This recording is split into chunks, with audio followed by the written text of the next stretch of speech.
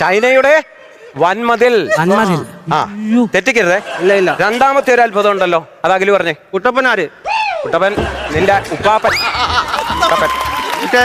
ചരിഞ്ഞു നിൽക്കുന്ന പിസയല്ലടാ, ബർഗർ. അത് തിന്ന സാധനമാ. എടാ അതിന്റെ പേരെന്തുവാന്നാ ചോദിച്ചത്? ഞങ്ങൾക്കറിയത്തില്ല, സാറെന്ന് പറ.